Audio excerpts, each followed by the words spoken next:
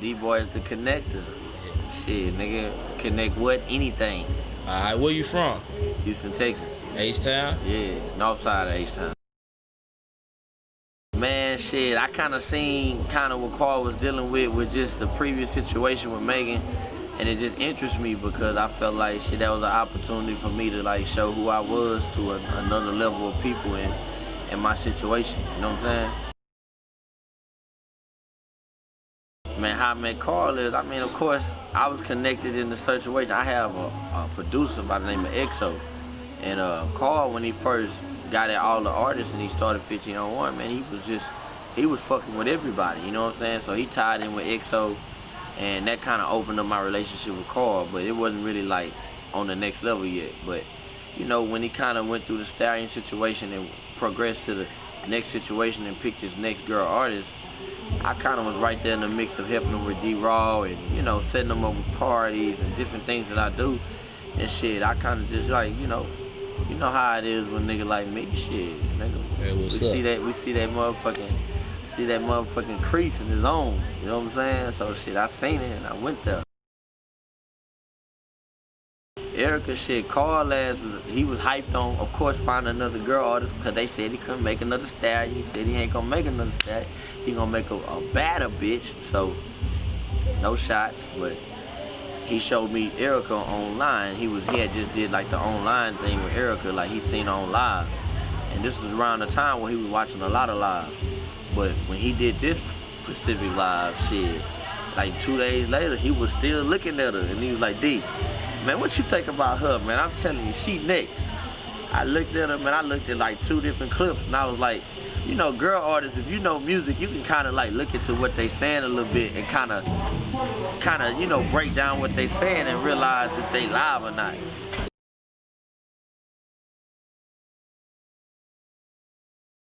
The rollout, the best thing about the rollout, I can't even take away from Erica. Like, she was down with whatever. Like, she was open to understanding, like, where we was at in it. She was open to understanding what we call it. Because believe it or not, I know it seemed like he's a ball player and he was a beginner, but just by him having Megan and going through that run, breaking a girl artist, he was at a different level of success than everybody. So he still was up on like understanding like the approach from a girl artist, you know what I'm saying? But as far as the consistent, just keeping the motherfucking power going, I was just there every day to just wake up at 10 in the morning to make sure the vision stay strong, you know what I'm saying? Yeah. So, you know, I mean, shit, I feel like shit, that's what really took it to the next level. Like, Erica was open-minded, Carl had that extra experience, and shit, nigga, I was just a driving force. Like, I was just making sure we ain't missing shit, you know what I'm saying?